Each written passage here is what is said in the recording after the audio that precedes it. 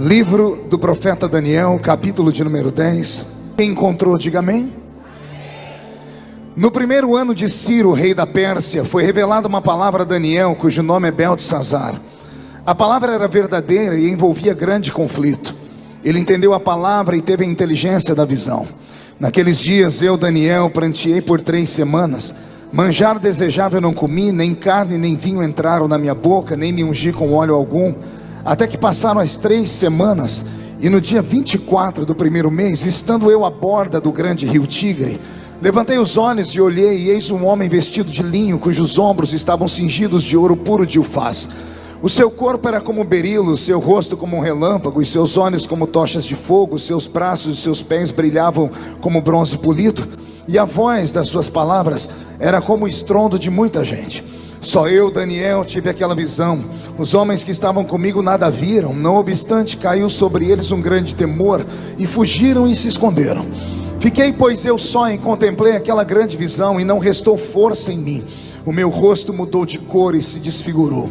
Não retive força nenhuma. Contudo, ouvi a voz das suas palavras, e ouvindo-a caí sem sentidos com o rosto em terra. Eis que certa mão me tocou, sacudiu-me, me põe sobre os meus joelhos e as palmas das minhas mãos. E ele me disse: Daniel, homem muito amado, esteja atento às palavras que eu vou te dizer. Levanta-te sobre os pés, porque eis que te sou enviado. E ao falar ele comigo esta palavra, eu me pus em pé tremendo. E então ele me disse: não temas, Daniel, porque desde o primeiro dia em que aplicastes o coração a compreender e a humilhar-te perante teu Deus, foram ouvidas as tuas palavras, e eu vim por causa das tuas palavras. Mas o príncipe do reino da Pérsia me resistiu por 21 dias. Porém Miguel, um dos primeiros príncipes, veio para ajudar-me, e eu consegui vitória sobre os reis da Pérsia. E a igreja diz amém. Coloque a Bíblia no banco, na cadeira, e por gentileza pegue na mão da pessoa mais perfumada do seu lado. Isso ainda dá tempo. Aperte a mão da pessoa com carinho até ela falar aleluia. Eu acho que você não apertou direito. Eu escutei um glória a Deus, era para falar aleluia. Aperta com vontade até a pessoa falar aleluia. Isso, pentecostal que não faz barulho está com defeito de fabricação, não é? Vamos orar mais uma vez? Pai, a minha oração não invalida a oração do pastor Gilberto, que já me apresentou. Pelo contrário, a minha oração soma-se à oração dele. E antes que eu comece a contar os seus segredos para o seu povo, cerque este ginásio com a sua presença.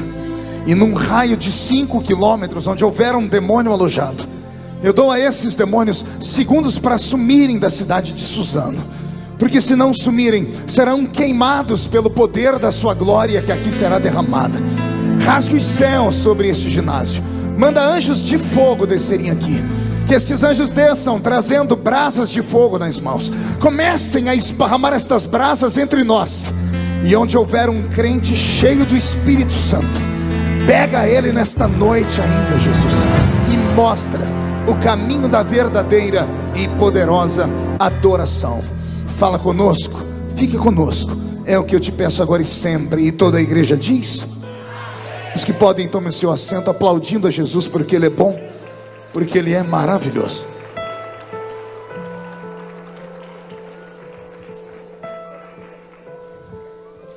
Querida igreja, noiva do Cordeiro, simpatizantes da nossa fé, amigos que vieram de perto, que vieram de longe, autoridades constituídas, levitas, sacerdotes, missionários, enfim, povo de Deus que aqui está.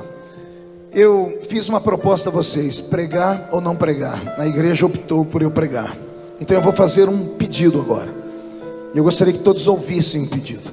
Eu tenho muita dificuldade em pregar e as pessoas andarem no meio da igreja. Tenho extremamente dificuldade de pregar e as pessoas andarem no púlpito. Então eu vou fazer um pedido a vocês, para que você encontre um lugarzinho agora, se assente e adore a Jesus comigo, tá bom? Eu brinquei, não vou pregar até 2 horas da manhã não, mas não devolvo o microfone enquanto eu não colocar para fora tudo que Jesus colocou no meu coração. E vou dizer aos espirituais agora, somente aos espirituais: se eu conseguir traduzir em palavras o que eu estou sentindo a respeito desta pregação, alguns dos senhores e das senhoras vão sair daqui surpreendidos pelo Espírito Santo de Deus. Como eu disse, não é para qualquer um esta palavra, são somente para os espirituais. Posso ouvir um grito de glória a Deus daqueles que são espirituais ainda? Pastor Roberto, mude a música para mim. Eu venho meditando no livro do profeta Daniel nos últimos dias, e Deus tem me sacudido, pastor Henrique.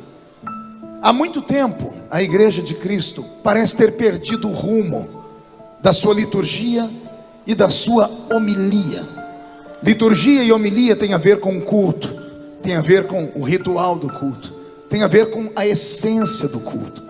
Tem muito tempo que nós não vemos mais acontecer aquilo que acontecia sempre, quando os nossos cultos eram um pouquinho mais simples, como línguas estranhas sendo interpretadas, crentes sendo arrebatados, pessoas recebendo dons, dom da palavra, dom da revelação, dom da ciência.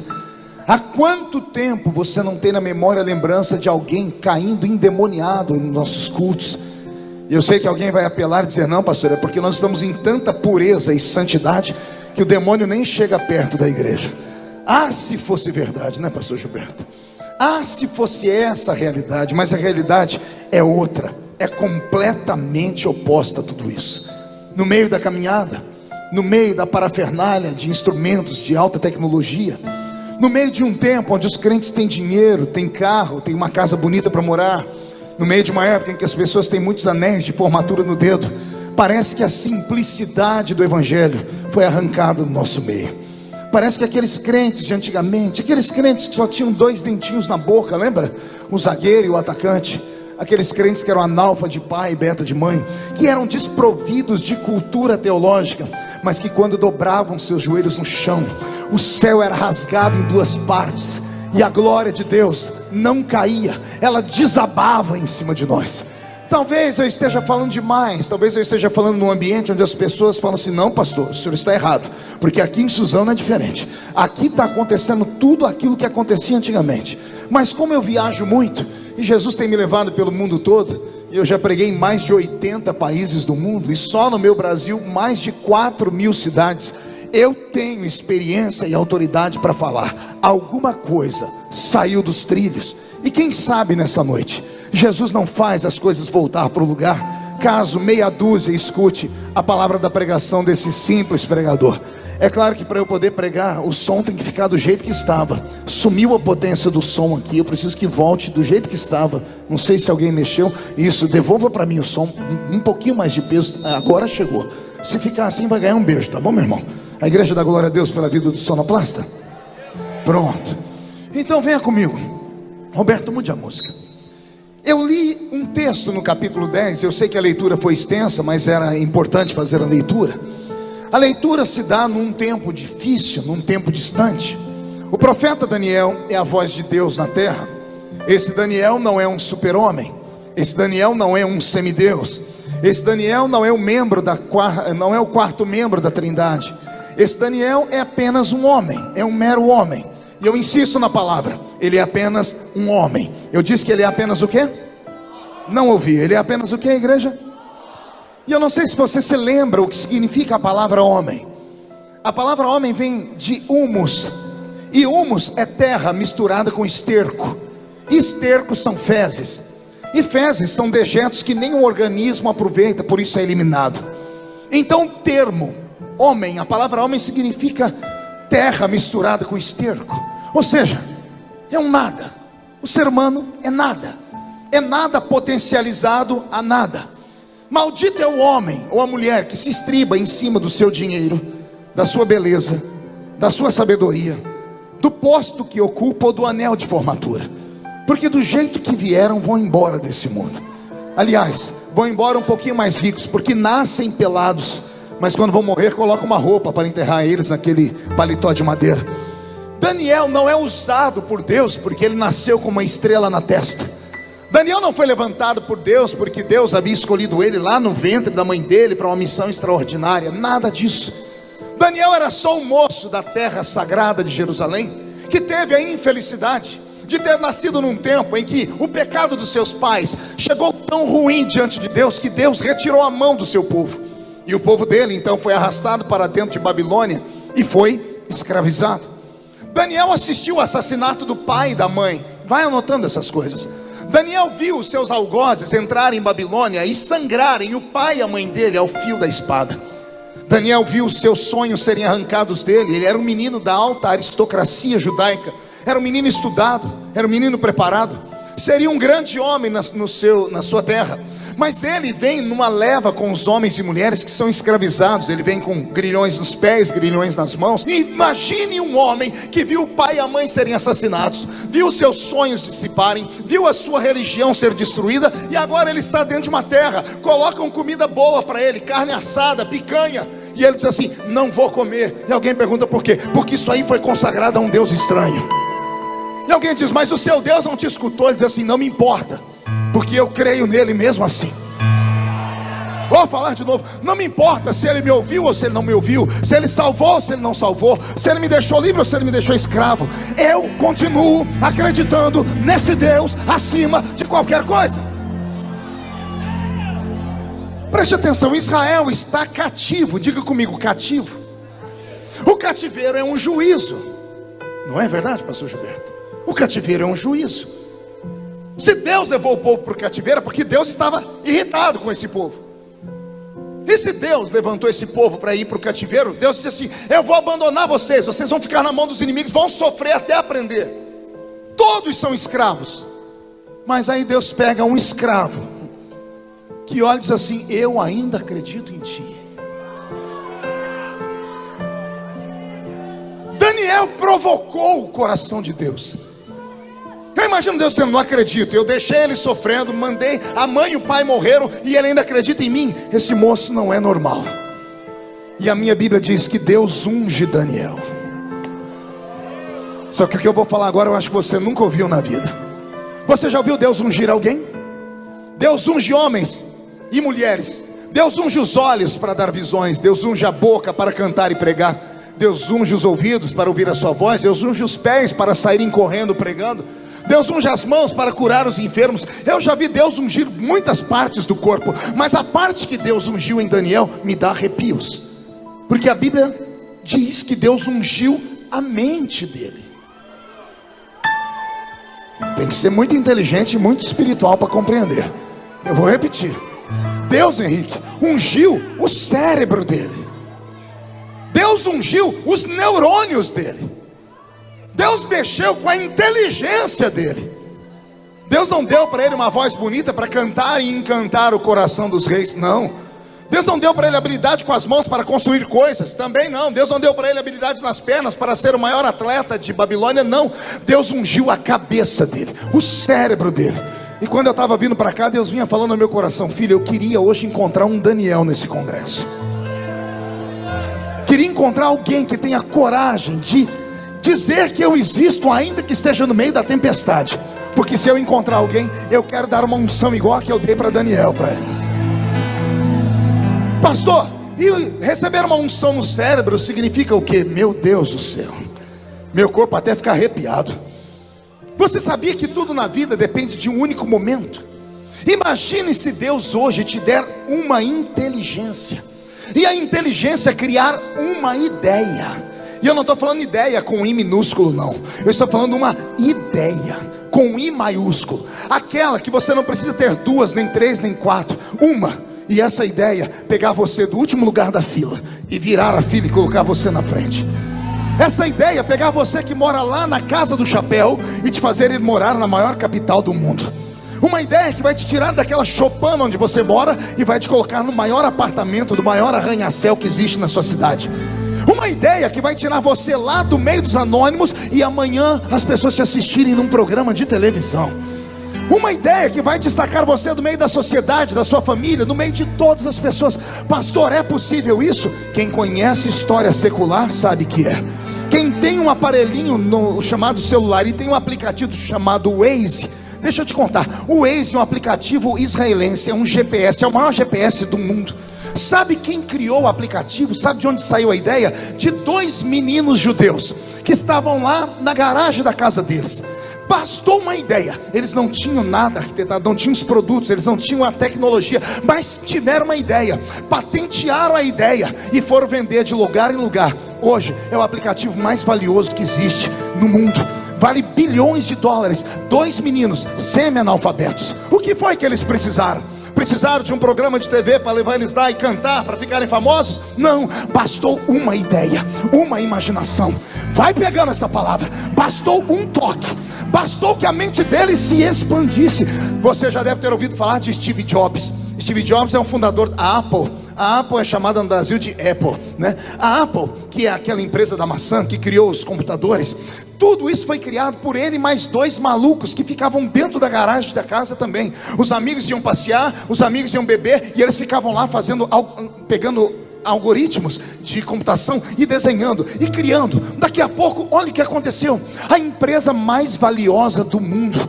Se você nunca soube como nasceu o McDonald's, tem filme na locadora que mostra como nasceu a empresa do McDonald's. Tudo nasce através de uma ideia. O que Jesus fala ao meu coração, e abra o coração para receber agora.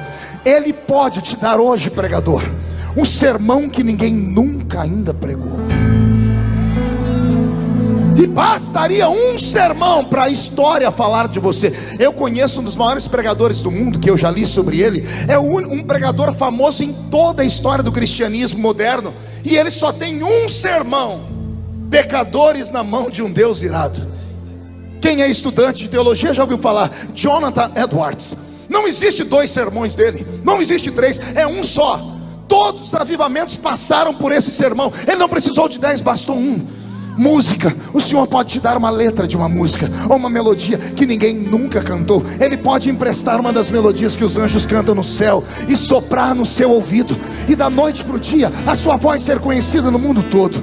O Senhor pode te dar uma imaginação tão grande que vai mudar a história da sua família, a história da sua cidade, a história do seu estado, a história do seu Brasil. Mas é claro que o Senhor não fará isso com homens normais, porque os homens normais são extremamente naturais, e os naturais não acreditam em coisas extraordinárias. Mas eu acredito que os normais e os naturais, pelo horário, já foram para casa. Só ficou maluco aqui comigo, e esses malucos podem receber esse tipo de palavra, podem ser tocados por uma palavra como essa. Alguém acredita nisso? Alguém acredita nesse maluco aqui? Ei, só entende maluco quem é maluco também.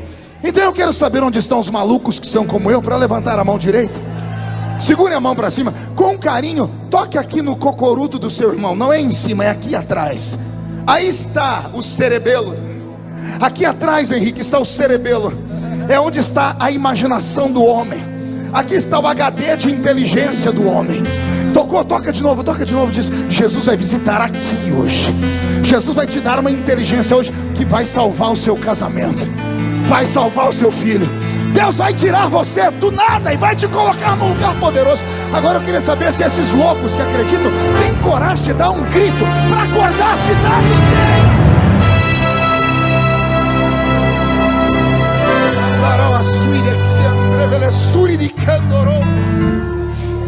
Roberto, mude a música. Quando a Bíblia Sagrada fala da inteligência de Daniel, ela me apavora, pastor Gilberto. Porque a Bíblia, quando vai falar das pessoas inteligentes, pastor Henrique, ela coloca 3 criaturas de Deus no mesmo nível. 2 são de carne e osso, e um é um anjo. Quando a Bíblia vai falar de seres criados, a inteligência máxima, a Bíblia coloca Daniel, Salomão e Lúcifer. Daniel e Salomão eu entendo, são homens. Mas Lúcifer, o maior de todos os anjos criados por Deus, tão grande que achou que podia ser o próprio Deus. A sabedoria que Deus deu para esse homem de carne e osso aqui foi do nível de um anjo. A ciência diz que o ser humano usa no máximo 10% da capacidade mental. Alguns seres humanos nascem com habilidades. Esses dias eu assisti a entrevista de um menino de 8 anos de idade que já está terminando a faculdade. Ele já está criando uma tese sobre física que nem Albert Einstein teve. 8 anos. O que essa criança tem que eu e você não temos? O cérebro dela se ampliou. Ela usa mais do que 10% do cérebro.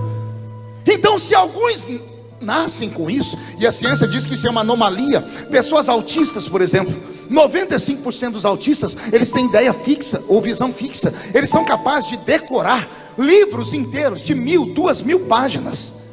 pessoas autistas, e alguns são quase autistas, têm uma inteligência extraordinária. Tem um pregador amigo meu que é assim, só que eu não vou falar o nome, senão as pessoas expõem depois você me pergunta que eu te falo quem é. Há uma habilidade tremenda, porque o cérebro humano não é uma coisa comum, semelhança de Deus.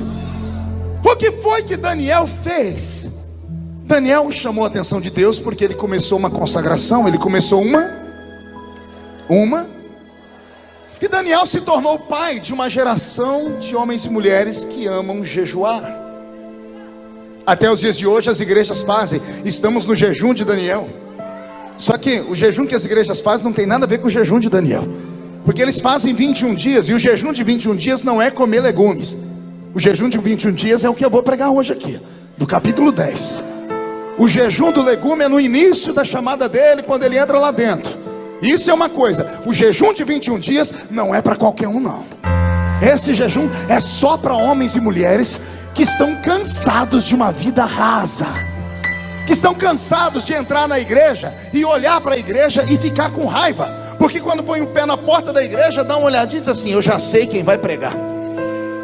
Pior, eu já sei o que a pessoa vai pregar. Eu já sei quem vai cantar. Pior, eu já sei o que a pessoa vai cantar. Mas tem uma coisa pior do que tudo isso: é você chegar na igreja, dar uma olhadinha e dizer assim: eu já sei como é que esse culto vai terminar. O jejum de Daniel é para gente que está cansado disso. É para gente que está cansado de coisa comum. É para gente que acredita que Deus não mudou, que Ele é o mesmo de ontem, hoje e será eternamente o Criador. Alguém que acredita que Deus pode nos surpreender numa noite como essa ainda. Daniel foi se esmerando em jejuar, e isso foi elevando ele de posto. Nós sabemos a história. Era para ele ficar fraco e ele ficou mais forte. Era para ele ficar abatido e ele ficou mais robusto. Chamou a atenção das pessoas, então ele foi parar dentro do palácio. Ele foi tão poderoso e prodigioso que ele assessorou 3 imperadores babilônicos. Ele se tornou conselheiro, líder dos sátrapas, dos prefeitos de Babilônia toda. Ninguém fazia nada sem antes consultar Daniel. Tamanha foi a inteligência que Deus deu a esse homem. Só que Daniel sabia que a sua inteligência não vinha da terra.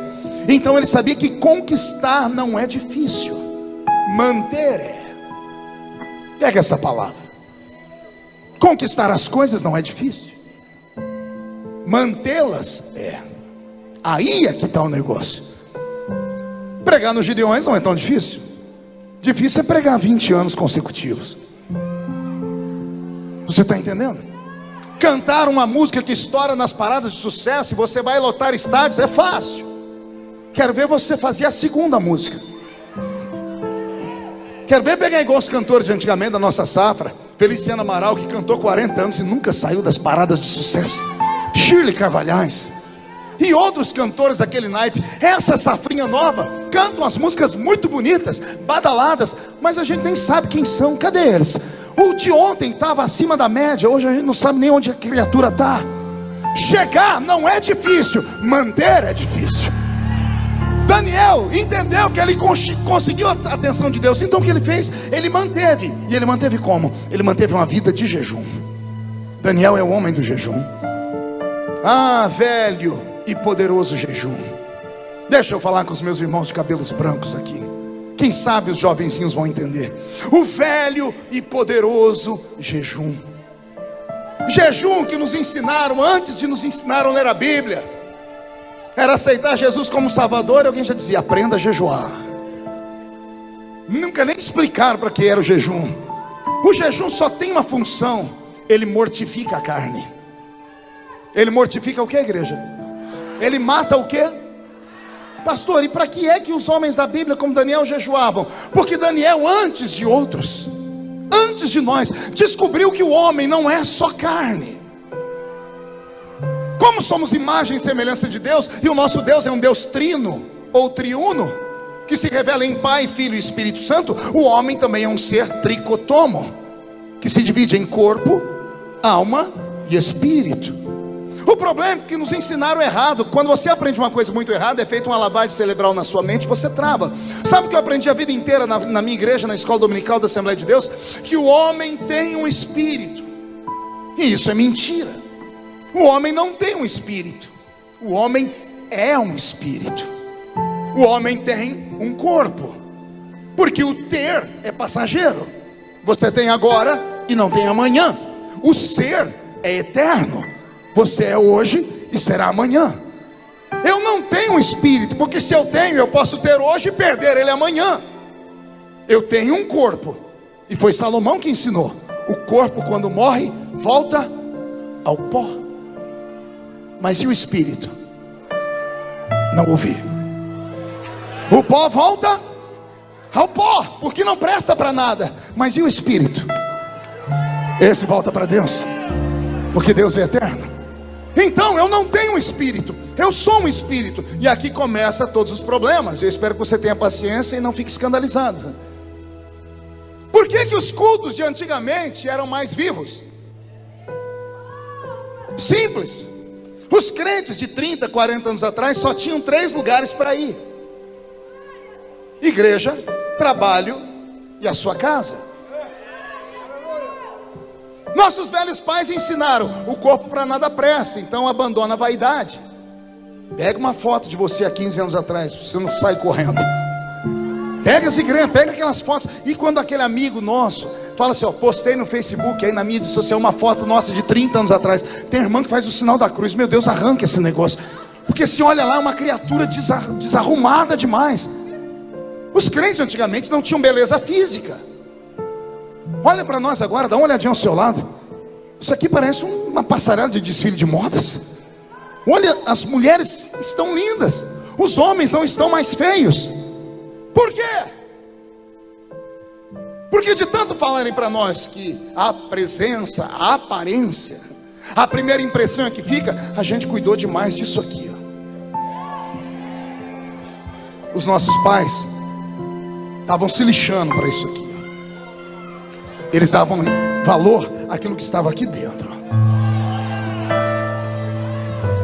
Não tinha instrumento como esse, era pandeiro e sanfona. Não tinha música linda com 50 milhões de instrumentos e os músicos dançando e pulando. Não. Mas quando começava a cantar: foi na cruz, onde um dia eu vi meus pecados castigados em Jesus. Foi ali, e os meus olhos, e agora não precisava de mais nada. Por que o céu se misturava com o nosso culto?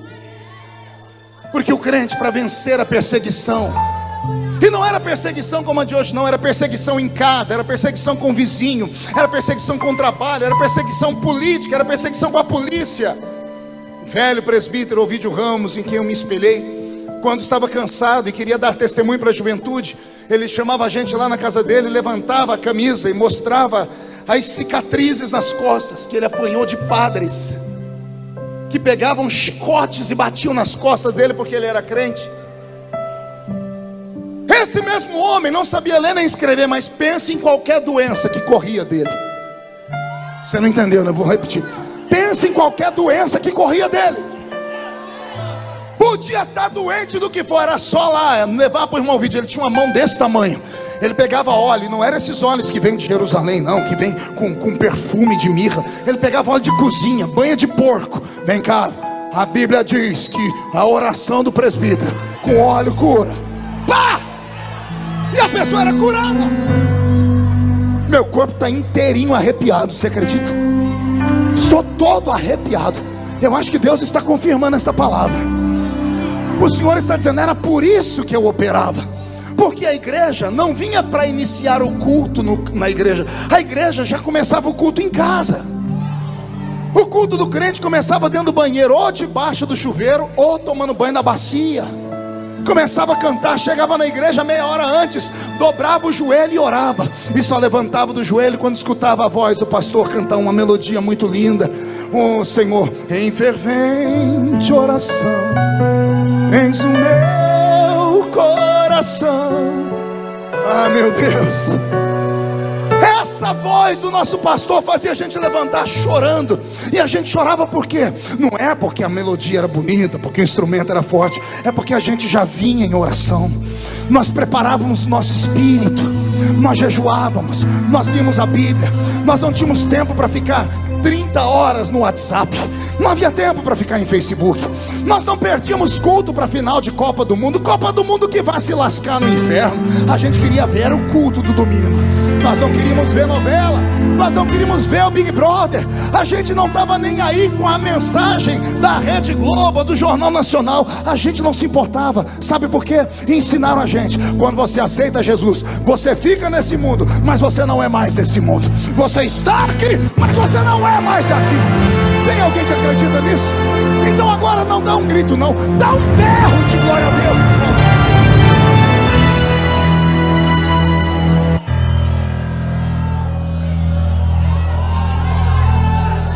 Dia desses eu participei, pastor Henrique, de um simpósio internacional, e trouxeram alguns homens de letra americanos que são pastores para falar como produzir um avivamento. E colocaram slides, pegaram aqueles negócios que se aponta uma luzinha vermelha, e começaram a falar das fórmulas. Se fizermos isso, mais isso, se colocarmos cada pessoa dentro de um raio de 100 metros, em oração, 5 minutos por dia, começaram a criar um monte daquilo. Eu comecei a olhar aquilo, eu tive uma crise de riso. Eu ri, eu falei: meu Deus, e os meus irmãos do começo que promoveram o avivamento do Brasil, não sabiam nem falar a língua portuguesa. Imagina tentar ensinar. Se você fizer esta matemática, tudo isso é conversa de homens. Avivamento não é provocado por homens. Pregador pode gritar, soprar, jogar paletó e não virar nada. Pode provocar uma mera emoçãozinha humana que vai começar aqui e terminar aqui mesmo. Agora o avivamento verdadeiro não vem da horizontal, ele vem da vertical. E quando ele vem, não tem homem, não tem demônio, não tem anjo, não tem política, não tem nada é capaz de roubar. A geração antiga promovia o avivamento porque provocavam Deus. E provocavam Deus por quê? Porque tinham vida no altar. Murcha a barriga, estufe o peito. Ah, se nós tivéssemos aqui dentro pelo menos uns 20 crentes como Daniel, teríamos um problema aqui. Pergunte qual? Ia ser um pandemônio. Pergunte por quê? Porque Daniel tinha revelação. Ele olhava, a pessoa podia estar rindo, pulando, gritando, ele não via a carcaça. Quem está em espírito enxerga o espírito. É Nicodemos pregando dentro da casa: eu sei que tu és mestre vindo de Deus, porque ninguém faz os sinais que tu fazes se Deus não estiver com ele. E todo mundo dentro da casa dizendo assim: é o maior pregador de Israel. Quando ele terminou, Jesus levantou e disse assim: olha, só te falta nascer de novo. Por quê? Porque as pessoas se espantam com a presença. As pessoas se iludem com a voz bonita, com a eloquência. Jesus não. Jesus olha por dentro. Vai doer só um pouquinho. Vai doer só um pouquinho.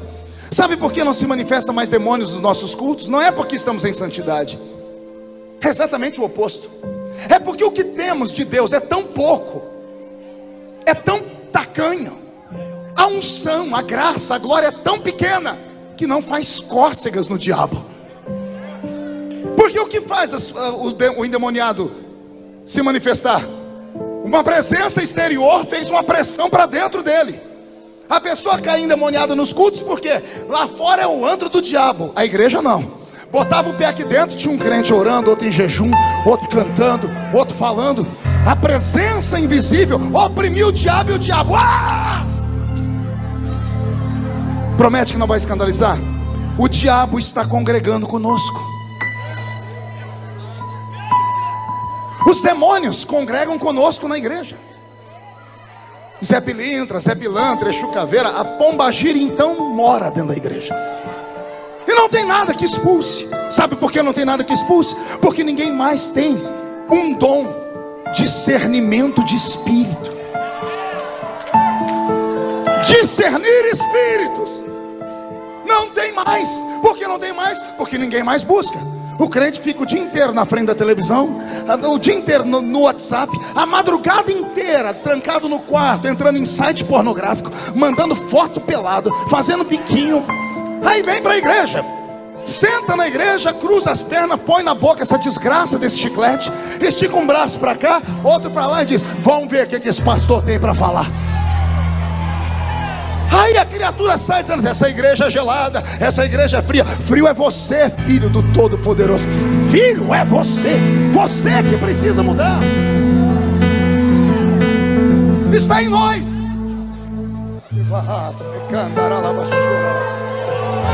Quer ver?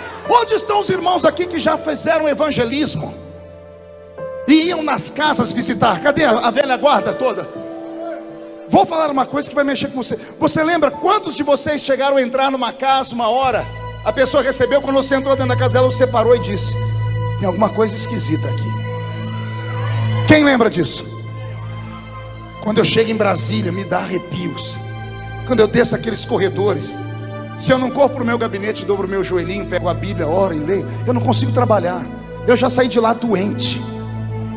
Por quê? Lugares de poder são tomados por poderes malignos também. Existem alguns no nosso meio que são sensitivos. E não se escandalize com essas palavras também, viu? Porque essas palavras eram nossas, o diabo que levou para a feitiçaria. Os sensitivos. O que é um homem e uma mulher sensitivo? É aquela que tem o seu espírito acima da carne. Quando chega no ambiente, ela percebe o mundo invisível que está lá dentro. Por isso que você chegou lá. Você lembra como é que você foi visitar a pessoa? Jejuou antes, orou, pediu uma palavra.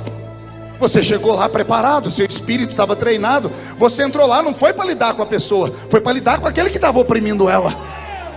Pisou lá dentro, o diabo já te olhou torto. Quantas pessoas você foi visitar antigamente? A pessoa olhava para você e disse: sai daqui! E começava a gritar. Por quê? Porque o espírito dentro dela olhava o seu espírito. E quando olhava o seu espírito, via que por fora era só uma irmãzinha de coque, mas por dentro era um gigante preparado.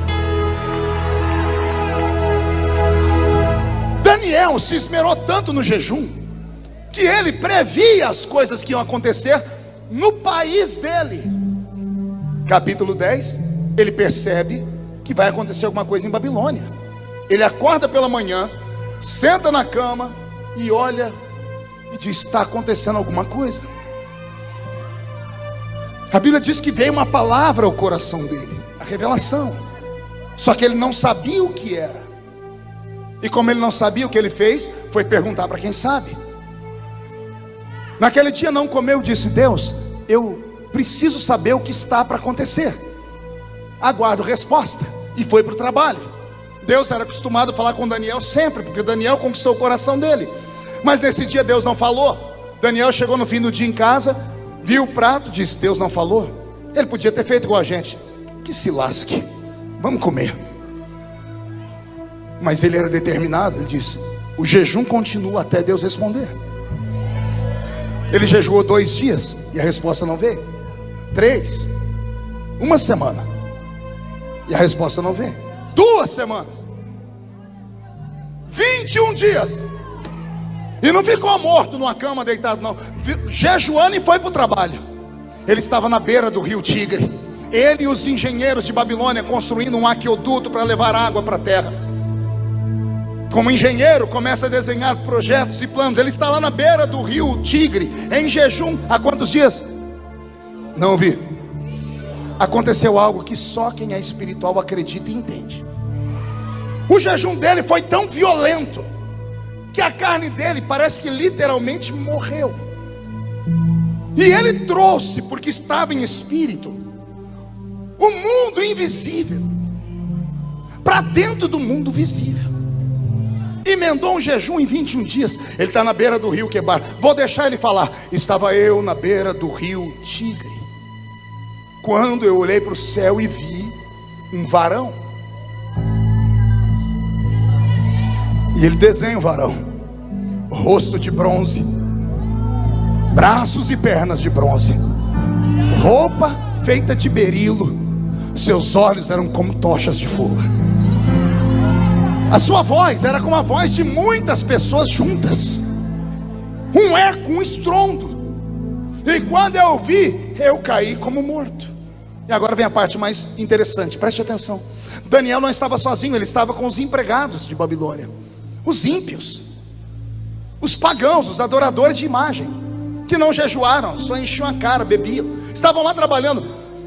Daniel diz: só eu vi essa visão. Não obstante, os que estavam comigo perceberam algo diferente e saíram correndo, com medo, e se esconderam.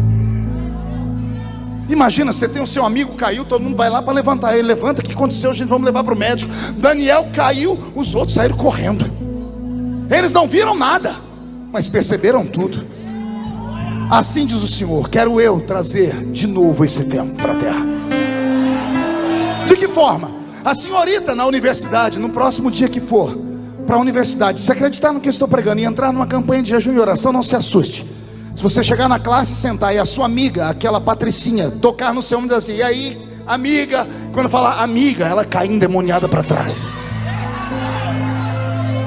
Você começar a orar e as pessoas falarem: o que está acontecendo? Dia desse em Brasília, eu estava passando um corredor, um grupo de parlamentares me chamaram: pastor, o senhor pode fazer uma reza braba para nós aqui? Eu disse: por quê? Ah, porque o negócio está feio, pastor, nós estamos com medo, a gente não pode passar perto de um lugar que lava carro, que a gente já sai correndo. O motorista fala: vamos ali na Lava Jato, a gente já sai correndo na hora. Eu disse: ora, mas tem que ser uma reza brava. Disse: tem que ser bem brava, pastor. Eu falei: então vamos rezar.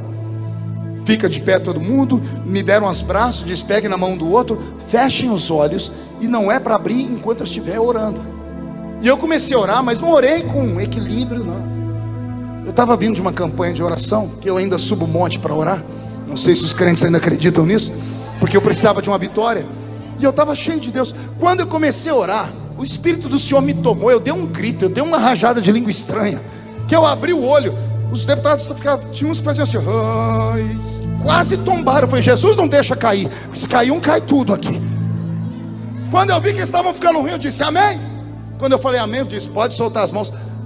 Todos, sem exceção, soltaram e fizeram assim: nossa, que arrepia tudo. Estou tudo arrepiado. Que reza braba é essa? Um falou para mim: o seu santo é forte, hein, pastor? Eu disse: você não sabe quão forte é o meu santo. O meu santo é tão forte que ele não dorme. Eis que não dorme o guarda de Israel. Ele não dorme, não tosqueneja.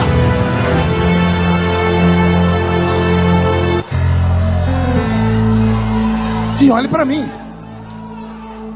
eu sou um deputado federal. Já fui chamado a atenção por inúmeros ministérios. Por que você, sendo um menino formado, eu tenho formaturas, eu me comunico em 3 idiomas, eu escrevi 21 livros, me chamando: por que você não pode ser um pouquinho mais equilibrado? Por que você estimula o povo a ficar gritando, batendo palma? Parece que os crentes recebem o espírito do Bruce Lee. Por que você fica estimulando isso? Olha onde você está, você é um homem de posição. Um dia eu olhei para um grupo e disse assim: eu só tenho a posição que tenho porque eu sou canela de fogo. Eu só cheguei onde cheguei porque eu subo o meio do monte para orar com crentes que só tem 2 dentes na boca: o zagueiro e o atacante. Eu só cheguei onde cheguei porque as minhas mães de oração oraram pela minha vida. E agora que Jesus me colocou no lugar de destaque, eu vou me envergonhar? Ah, pastor, mas isso escandaliza. Grito de crente não escandaliza, não. O que escandaliza é briga de pastor. Isso escandaliza. Briga de ministério. É crente que não paga a conta. É crente que está trocando de mulher como se troca de roupa. Isso escandaliza. O poder de Deus não escandaliza nada.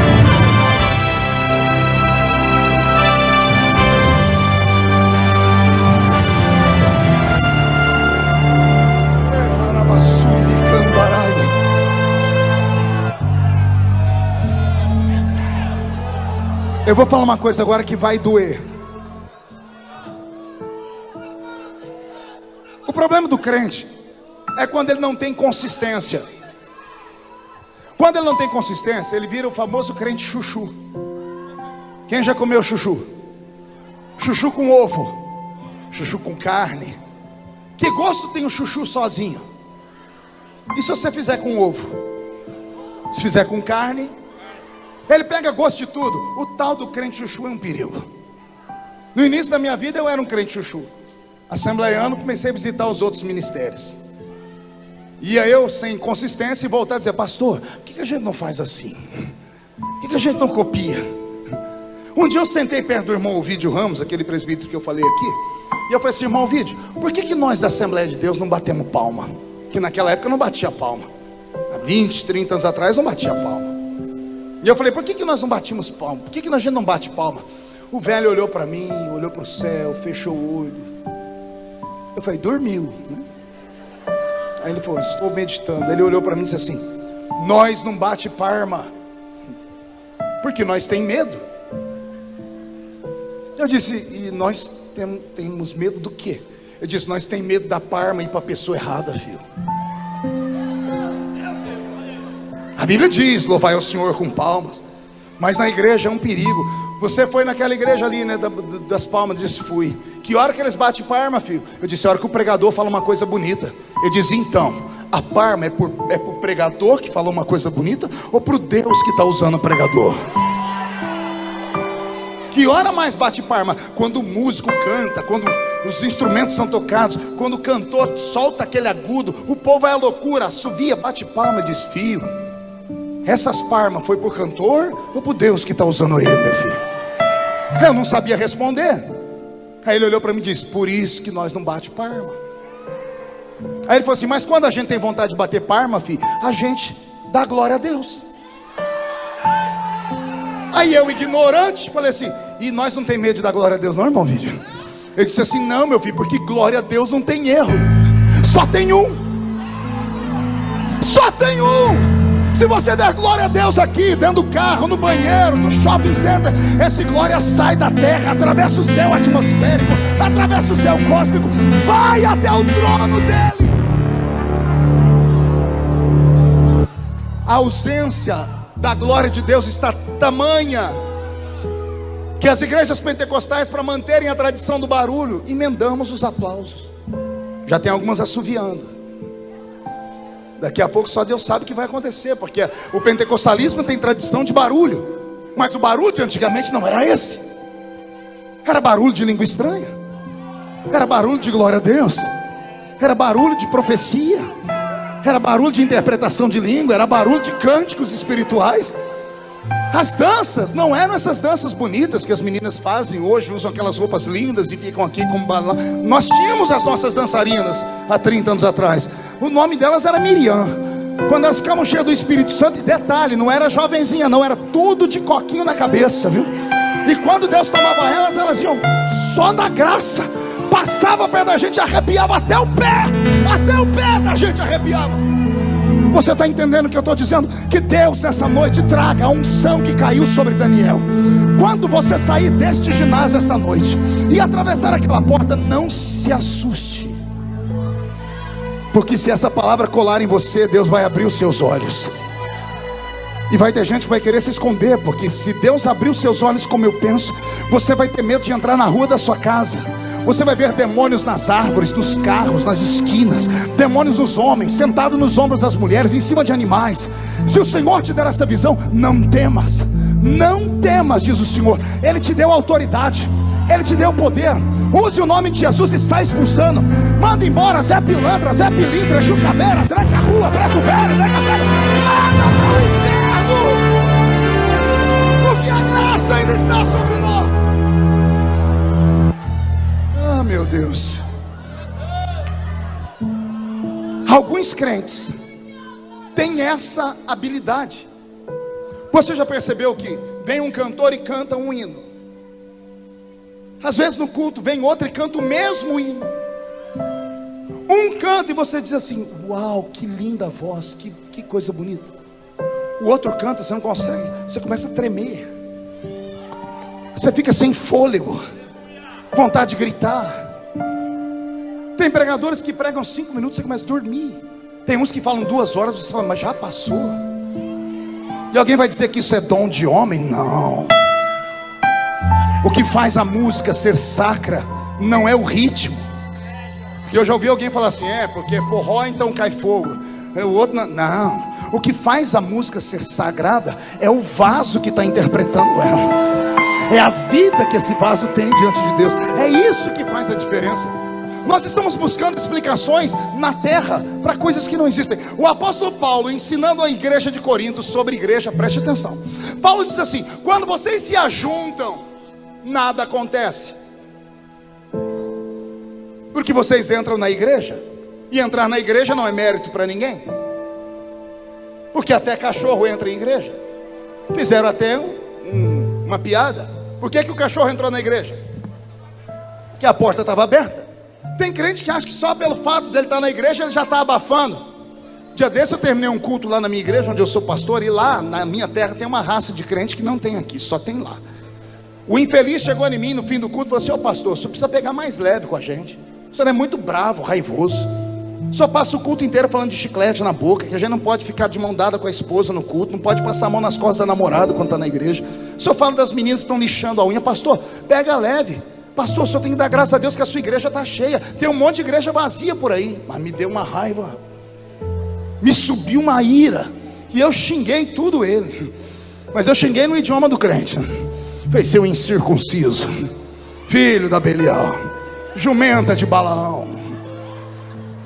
E falei para ele: você acha que vir à igreja é mérito para alguém? Vir à igreja qualquer um vem. Dia desse eu estava num culto no Paraná, num ginásio de umas 5.000 pessoas, um corredor aberto bem de frente ao púlpito e um cachorro deitado.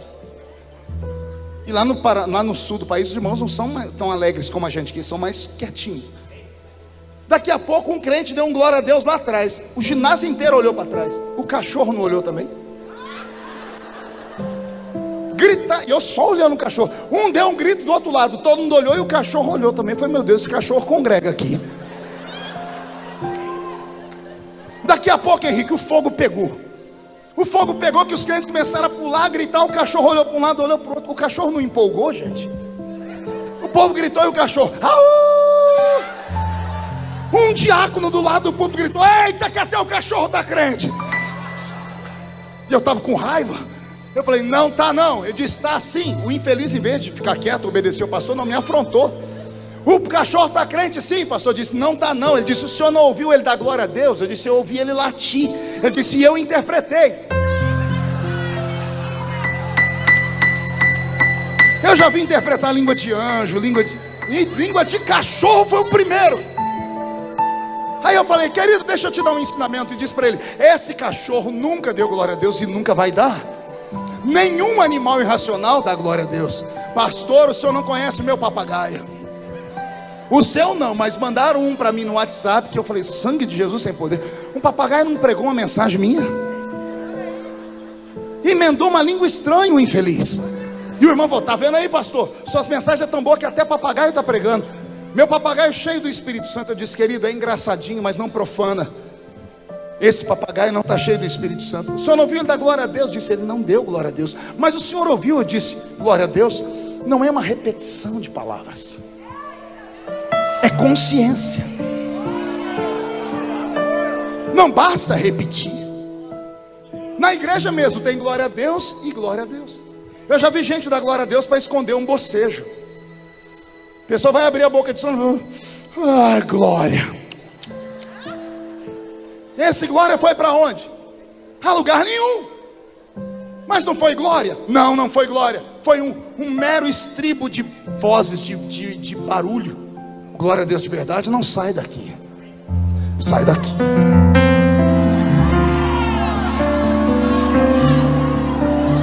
Aí eu disse para ele: papagaio não dá glória a Deus, cachorro não dá glória a Deus. A única raça nesse mundo que pode dar glória a Deus está aqui. Só esta raça. Olha o que Paulo diz: quando vocês entram na igreja, quando vocês se ajuntam, nada acontece. Mas aí ele deixa: mas se vocês se ajuntam, e uns têm salmos e outros têm testemunhos, aí vocês saem da terra e entram nas regiões celestiais. Eu quero falar de novo: você sai da terra e entra nas regiões celestiais. Ei, batismo com o Espírito Santo não se colhe na terra. Dons do Espírito não se colhe na terra. Palavra do conhecimento não se colhe na terra. A igreja se reúne na terra, mas quando ela adora, ela entra nas regiões celestiais. Lembra do mundo paralelo que eu disse que tem um mundo invisível aqui? É nesse lugar que a gente entra. É nesse lugar que a gente atrai os dons. Eu imagino as regiões celestiais como um pomar, que o crente consegue subir quando ele está em jejum e oração, e lá ele começa a colher os frutos: batismo, cura, interpretação, palavra da ciência, discernimento de espírito, dons de operação de maravilhas, expulsar demônios, dons de curar os enfermos. Estão aqui em outro nível, em um outro plano. Por que não acontece mais nada? Porque a gente não consegue sair da igreja. Entrar na igreja qualquer um entra, até cachorro entra. Agora entrar no culto, vou falar de novo. Entrar na igreja qualquer um entra, agora entrar no culto. Alguns aqui conseguiram entrar nesse ginásio, fizeram essa façanha, mas estão nesse ginásio desde a hora que entraram. Mas se você olhar do seu lado rapidamente, você vai ver alguém chorando, alguém orando em línguas. Você já viu alguém ficar de pé aqui, você já viu alguém gritar.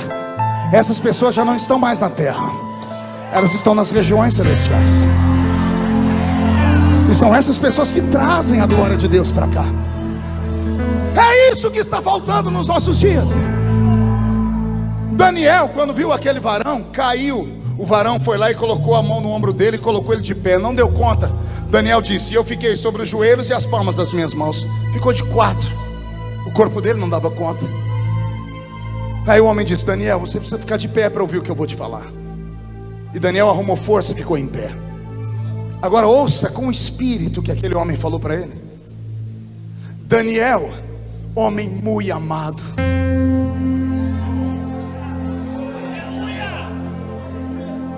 Vou repetir. Daniel, homem muito amado. Não é um elogio de um amigo, do príncipe, do presidente, do pastor.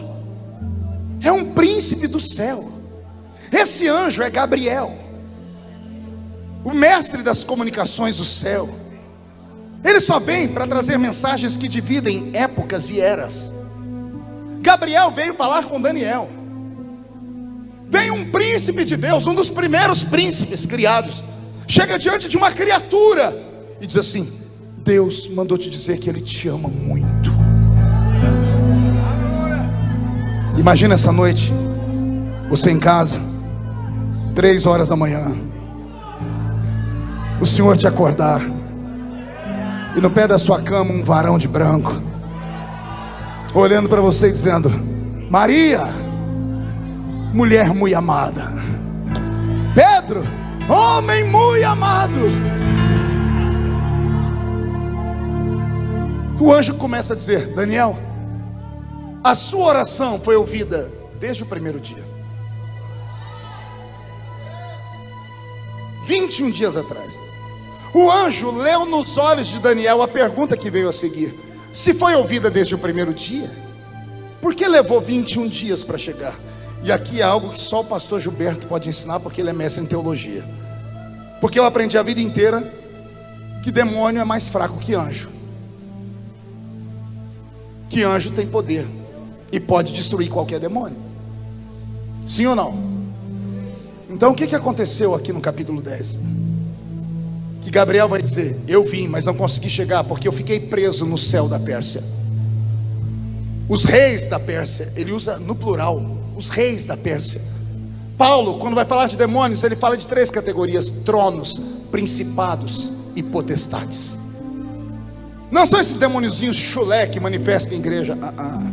É demônio que manda em país inteiro, que manda em bairros inteiros, que manda em universidades, em hospitais, não tem rodovias que recebem o nome de rodovia da morte. Levam até o padre para benzer aquele lugar, porque justo naquele lugar morrem trocentas pessoas. Demônios que mandam nesses lugares, demônios milenares, que não podem ser vencidos com anelzinho de formatura, tá? Que não respeitam o carrinho importado, nem a carteirinha de pastor de igreja. São demônios que só respeitam crente canela de fogo. Quando esse anjo falou: eu fiquei preso, me deu um susto. Eu falei: meu Deus, então quer dizer que tem anjo que pode ser preso por demônios? E é um anjo de quinta grandeza, é Gabriel. Gabriel ficou preso no céu da Pérsia.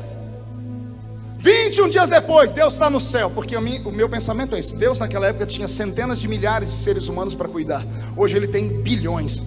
O ser humano ora, Deus ouve e manda um anjo, vai e leva o recado. E esse assunto está resolvido. Deus tira da mente dele, vai, ouve a oração dela e leva a resposta. Leva a resposta. Vamos cuidar do mar, dos peixes, dos animais, do céu, da terra. Deus trabalha muito.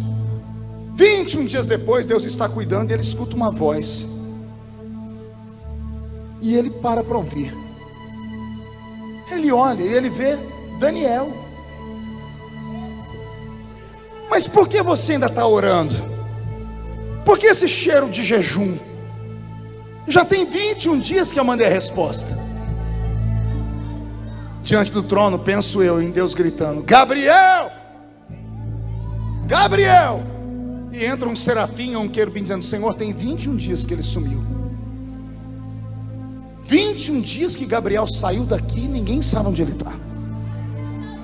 Deus olha para a terra e emancipa os olhos dele. Ele traz toda a visão do mundo, porque Deus é onipotente, onisciente, onipresente. E Deus começa a procurar Gabriel. E não é que Deus acha. Deus vê Gabriel preso no céu da Pérsia. Demônios prenderam ele.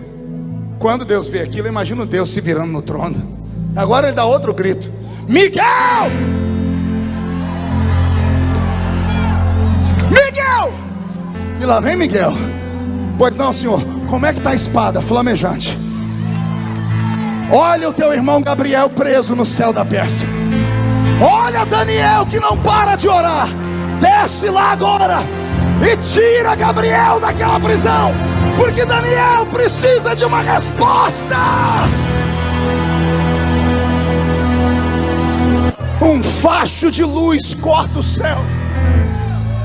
Os demônios nem viram de onde veio o golpe.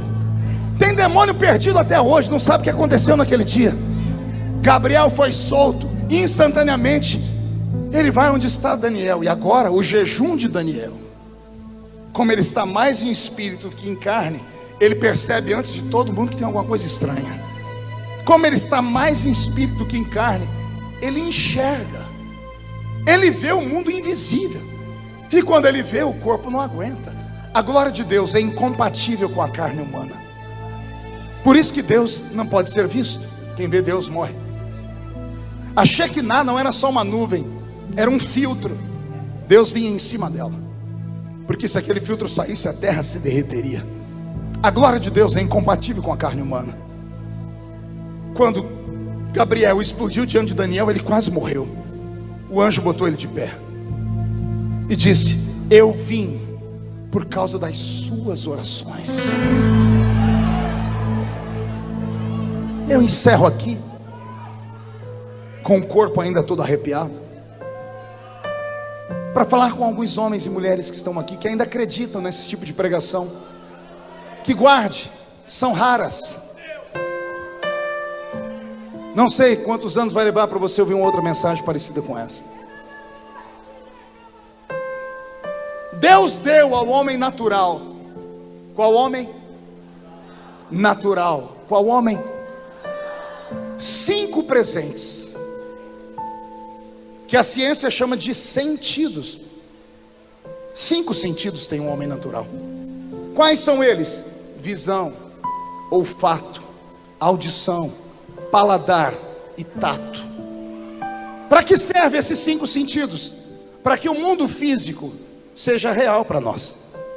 Eu só posso ver a cor da sua roupa pelos meus olhos, ouvir a melodia que o Roberto toca pelo minha audição, sentir o perfume do pastor Henrique, que não é mais do Avon, por causa do meu olfato. Comi uma sopa antes de entrar aqui, um caldo verde que me mandaram, uma delícia, só senti pelo meu paladar. E eu só sinto a densidade dessa tribuna por causa do tato. Então, para que servem esses 5 sentidos? Para que o mundo físico seja real. Diga, para que o mundo físico seja real. Diga, para que eu perceba o mundo físico. Se ajeita na cadeira e não cai. Eu disse o homem natural. Mas existe uma outra raça de homens. Paulo escreveu a carta aos Coríntios e disse: existe entre vós os homens naturais, mas eu encontrei entre vós homens espirituais. E o homem espiritual discerne tudo, interpreta, entende, tem a visão, a revelação de tudo. Se o homem natural tem 5 sentidos, ao homem espiritual Deus deu um sentido a mais, que eu chamo de sexto sentido. O que é o sexto sentido? Ele tem a mesma função dos outros 5, só que para o mundo dele. Se com os 5 sentidos eu percebo o mundo físico, com o sexto sentido eu percebo o mundo invisível. Eu sinto. E agora você quer escandalizar? Mas quando ele transformou em apóstolos, foram só 12. E mesmo esses 12 sendo apóstolos, só teve 3 que Jesus revelou para ele coisas extraordinárias. Jesus vai se transfigurar no alto do Monte Tabor. Ele vai brilhar como o sol e vai flutuar, tá bom? Ele tem 12 apóstolos. Ele diz assim: nem todos estão preparados. Só pode ir quem acredita nessa loucura. Pedro, Tiago e João, vem. Os outros eram apóstolos, mas não puderam subir. Jesus vai ressuscitar a filha de Jairo. Ele entra no quarto, a menina está morta. Entra o pai e a mãe, lá vem os 12. Jesus põe a mão na porta. Mas somos seus apóstolos, mas nem todos estão preparados para ver. Só entra os malucos, Pedro, Tiago e João. O resto fica aí orando. Será que você consegue compreender isso? Existem alguns entre nós que podem ver o que ninguém viu, ouvir o que ninguém ouviu e sentir o que ninguém sentiu, porque não são homens e mulheres normais. Você pode trazer o mundo invisível para dentro da sua terra. O Senhor vai te dar esta graça essa semana. O Senhor vai devolver os seus sonhos. O Senhor vai levantar o seu ministério. Mas para isso, você precisa voltar a ser o que você era. Você precisa voltar a acreditar nessas coisas eternas. Pastor, mas a gente está mais moderno. O crente pode ser moderno, mas ele não precisa ser mundano. Pastor, mas a igreja está para frente e por isso deixamos Jesus para trás. Podemos ser modernos, podemos ser pessoas estudadas, mas isso não pode atrapalhar a nossa vida espiritual. Vai acontecer um rebuliço na sua casa, e só quem crê nessa loucura fica de pé comigo. Feche os seus olhos. Eu vou fazer um convite apenas nesta hora, e eu queria que você inclinasse a sua cabeça. Eu queria aqui nesse altar hoje só homens e mulheres que tenham a coragem de dizer: eu já fui melhor, e eu perdi o batismo com o Espírito Santo, eu perdi o dom, eu perdi a profecia, eu perdi a unção. Em algum caminho, em alguma esquina da vida, eu perdi a sensibilidade. E enquanto eu pregava, você disse: Deus, eu queria de volta. Porque Deus não mudou. Pastor, mas se eu for aí, vão falar que eu sou fraco. Quem fala de você não paga as suas contas. Mas se você tiver coragem de vir aqui buscar, eu vou orar para Jesus devolver para você. Para isso você precisa quebrar o orgulho, porque se quebrar o orgulho, ele te leva no jardim. E se ele te levar no jardim, você vai conhecer Jesus de verdade. Isso, vem chorando, mas não venha pensando que sou eu que vou te dar. O altar é o ponto de encontro entre o homem e o Criador. Eu posso te trazer até aqui, daqui para cá é só você e Deus. Vem, vem, vem. Se chegue mais para cá, para que o corredor fique livre. Tem muita gente vindo. Vem. Isso. Incline a cabeça. Pegue na mão de quem está do seu lado. Se eu vender tudo que tenho, Jesus. em troca do amor, Chora mesmo. falharia. Isso.